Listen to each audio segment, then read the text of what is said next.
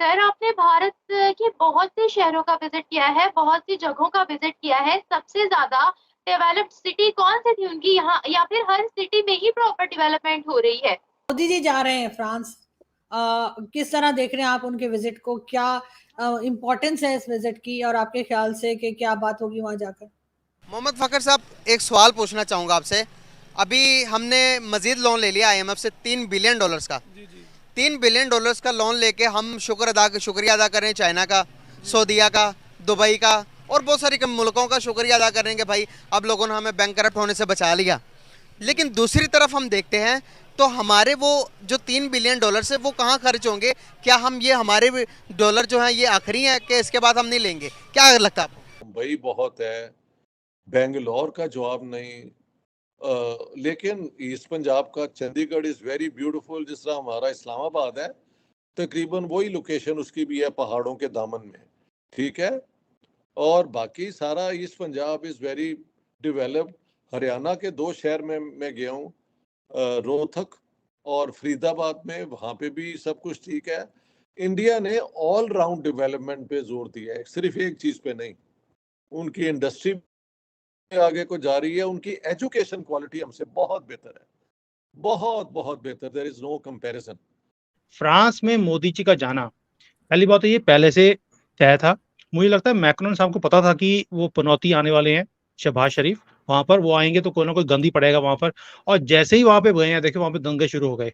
अब मरहम लगवाने के लिए मोदी जी को बुलाया उन्होंने। नहीं सर, आप दे दी पनौती नहीं कह सकते। हमारे प्राइम मिनिस्टर को आप पनौती नहीं कह सकते। हमारे चलो फॉरेन मैं मिनिस्टर का नाम आप नहीं बिगाड़ सकते। हम भी बिल्कुल रिस्पेक्ट के साथ आपके जितने मिनिस्टर्स हैं सबके नाम लेते हैं। तो सर असल में देखें, जब से ये पाकिस्तान बना ना, तो जितने भी लोग आए हैं ना, ये अवाम के फ़ायदे के लिए नहीं आए। अगर हम मिसालें दें ना दूसरे ममालिक की, तो उधर वो अपनी कौम के बारे में सोचते। नमस्कार दोस्तों, जय स्वागत है आपका न्यूज़ खबर की कौन नहीं किसी वीडियो में। अगर आप चैनल में पहली बार है तो हमारे चैनल को सब्सक्राइब करना, वीडियो को जरूर लाइक करना। दोस्तों एक बहुत बड़ी ब्रेकिंग न्यूज़ आई। आपको पता है पहले जब पीएम मोदी यूएस में गए तो इतना शानदार वेलकम हुआ था, और पीएम मोदी की जो आपको पता है कि मीटिंग हुई थी वहाँ पे टेस्ला कंपनी के ओनर एलन मस्क से, तो वो बहुत ज़्यादा डील्स हुई थी। और उसके बाद इजिप्ट गए थे। तो अब ब्रेकिंग आ रही है कि जो पीएम मोदी फ्रांस जा रहा है, जी उस भी गाइड नहीं जा रहा है, 14 जुलाई को जाएंगे फ्रांस। और जो 14 जुलाई को बात करें तो उस दिन नेशनल फ्रांस डे होने वाला है, नेशनल फ्रांस डे होने वाला 14 जुलाई को। और उसमें जो एग्रीमेंट होंगे, जो जिस जिस चीज़ पे वो बात करने वाले, तो एक तो होगा कि राफेल और जेट के बारे में डील्स हो सकती है इनके बीच में। और दूसरी आपको पता है कि जो इंडियन आर्मी की जो परेड होती है बहुत ज़्यादा फेमस होती है पूरे वर्ल्ड में। तो जो फ्रांस है वो रिक्वेस्ट करे कि जो इंडियन आर्मी की परेड है वो भी देखने को मिल जाए फ्रांस में। तो यही पाकिस्तान मीडिया को शोर रिएक्शन आ रहा है इस पर कि जो फ्रांस है वो इंडियन आर्मी की डिमांड कर रहा है, और पीएम मोदी को भी इन्वाइट कर रहा है गार्ड ऑफ ऑनर के लिए। 14 जुलाई को नेशनल फ्रांस डे है, तो उसमें ये मोदी को इनवाइट करें गार्ड ऑफ ऑनर के लिए। तो वीडियो बहुत इंटरेस्टिंग होने वाली, तो वीडियो पूरी देखिएगा। कोई भी गलत काम नहीं कहा। देखिए सर मैं ऐसा तो हमेशा नहीं सर, बोलता वो हूँ, क्या बात कर रहे हैं सर आप? आपने हमारे प्राइम मिनिस्टर को काली जहां बिल्ली जाते हैं समझा वो, हुआ है, तो आप मतलब कुछ भी जहाँ बोलेंगे आप उनको? देखो ये आपने बोला, मैंने नहीं बोला काली बिल्ली। सो दिस इज नहीं, योर मुझे तो वर्ड्स। काली बिल्ली अच्छी लगती है, मुझे तो अच्छी लगती है। मेरे तो सामने से गुजर जाए, मेरा तो बिगड़ा हुआ काम सही हो जाता है। दिस इज वो व्हाट फिर आई बिल्ली बिलीव। वो हो सकता है कि उल्टा काम हो रहा हो बिल्ली के साथ भी, हाँ, कि हो सकता है, वो मैं भी तो आपके गुजरी उस होती हूँ। आप हाँ।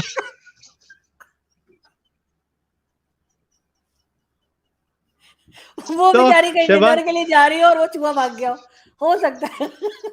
तो it can be possible with you, everything is possible आरजू जी। सो शहबाज शरीफ वहां गए पर फ्रांस में आग लगवा के आगे वहां पर, और उनका भट्टा बैठ गया। भी जहां पे जाते हैं उसका कंट्री का भट्टा बैठ जाता है। इमरान खान गए रशिया में, रशिया का भट्टा बैठ गया। तो अभी आपकी आपकी दोस्ती चाइना के साथ बहुत अच्छी है, इनका भी बैठा हुआ है। तो अभी मोदी जी जा रहे हैं वहां पर फ्रांस में। एक तो उनका नेशनल डे है, तो ये बहुत बड़े ऑनर की बात होती है जब कोई बड़ा कंट्री आपको बुलाता है और आपके नेशनल डे के ऊपर आपको ऑनर किया जाता है as a chief guest. It's not a small thing.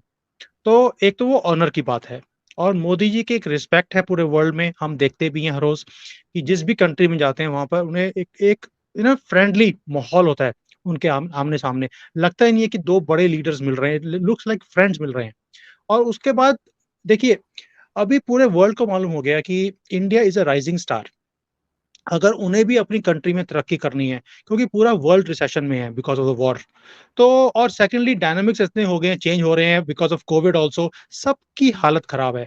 India एक राइजिंग स्टार है, सबको है कि यहाँ पर बिज़नेस मिल सकता है और हम लोग अपने आप को अपग्रेड भी कर रहे हैं कई चीज़ों में, जो चीज़ें वो दे सकते हैं हमें, हमें वो चीज़ों की ज़रूरत है। तो ओनली थिंग इज़ कि everybody is competing now. France भी कम्पीट करने की कोशिश कर रहा है जर्मनी के साथ, जर्मनी और फ्रांस मिलकर कम्पीट करने की कोशिश कर रहे हैं अमेरिका के साथ कि किसी तरीके से हमारे साथ डील्स की जाए। किसान जो है इधर आप देख लें कि हर बंदा जो अमीर है वो अमीर से अमीर है, जो गरीब है वो गरीब से गरीब है, ठीक है। फिर हमारा इधर निज़ाम नहीं है, जो निज़ाम होना चाहिए ना कि गरीब और अमीर बराबरी के हों, वो नहीं है। आप जितना मर्ज़ी लोन ले लें, जितने मर्ज़ी ममालिक से कर्ज़ा ले लें, जब तक हमारा सिस्टम ठीक नहीं ना होगा तब तक ये महंगाई ख़त्म नहीं होगी और ये गुर्बत कर्ज़े ख़त्म नहीं होंगे हमारे ना। हमारे अपने जो अमीर से अमीर लोग हैं उनके पैसे बाहर हैं, ठीक है, वो बाहर भेजी जा रहे हैं, लेकिन पिस कौन रहा है? मैं पिस रहा हूँ, आप पिस रहे हैं, ये भाई साहब पिस रहे हैं, ठीक है।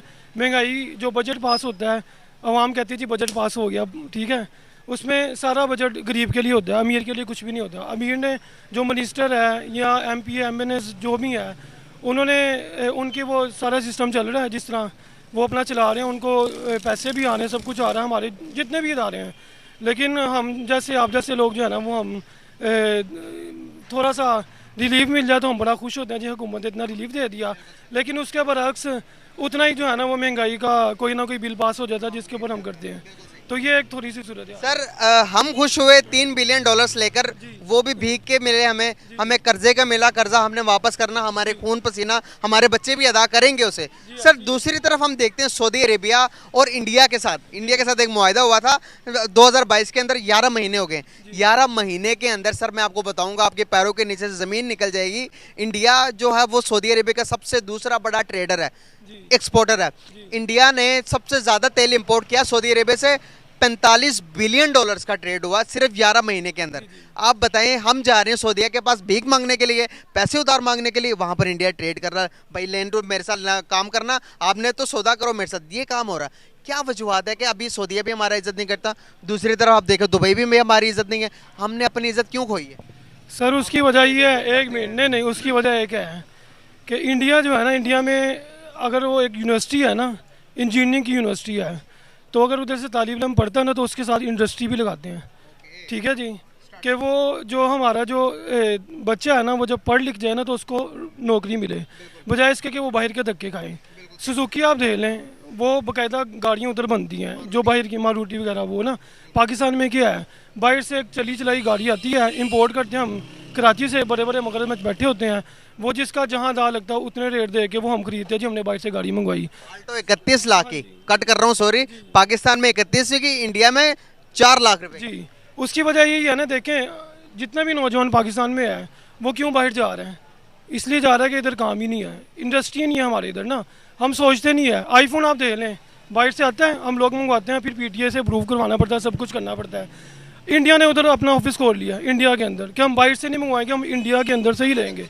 और ख़ास तौर पे जो साइंटिफिक टेक्निकल एजुकेशन है वहाँ पे तो उनका जवाब ही नहीं है। आप देखें दुनिया के कई CEO बड़ी बड़ी कंपनियों के वो इंडियंस हैं, वो क्यों? Because they have given them the right education. हमने हर जगह पे वो मजहब का वो लगा के तो एजुकेशन का भी सत्यानाश किया हुआ है। I don't know what our educationalist are thinking, उनके जेहन में क्या होता है, but they are, India is going forward भाई, सिंपल एज दैट। तो बड़े शहर अपनी जगह है, हर जगह पे बैलेंस मैंने देखा, ट्रैफिक के अंदर भी और सफाई का भी हाल बेहतर है, कुछ लोगों कुछ शहरों में तो बहुत ही अच्छा है। So very much better than what I have seen in Pakistan, ये है। सर भारत में बहुत से इस्लाम एरियाज भी थे, जिस तरह से अगर हम पाकिस्तान की बात करते हैं तो सड़कों पर पूरे क्रिकेट के ढेर लगे होते हैं, बदबू आती है यहाँ पर, सफाई का नाकिस इंतजाम है यहाँ पर। और अगर हम स्कूल्स वगैरह के हालात की बात करते हैं तो यहाँ पर स्कूल्स वगैरह के हालात भी आपके सामने है। अगर मैं भारत की बात करती हूँ तो उनकी पॉवर्टी से रिलेटेड काफी ज्यादा इंटरनेशनल लेवल पर भी रिपोर्ट्स आती है, तो उनकी पॉवर्टी का क्या आलम है, बेगर्स वगैरह का क्या आलम है, कितना उन्होंने जो वो अपने आप को सुधारा है? देखिए 70s तक तो पाकिस्तान कम से कम वेस्ट पाकिस्तान का स्टैंडर्ड ऑफ लिविंग इंडिया से बेहतर था, ठीक है। फिर हमने जो पंगे एक दो लिए 65 वॉर 71 वॉर और उसके बाद एक्सट्रीमिज्म में अफगान जिहाद और ये और वो बेहूदगियाँ जो हम करते रहे हैं, तो कई चीज़ें निगलेक्ट हुई हैं। हेल्थ सेक्टर निगलेक्ट हुआ है, एजुकेशन निगलेक्ट हुई, और सफाई तो बिल्कुल पाकिस्तान के अंदर बहुत बुरा हाल है।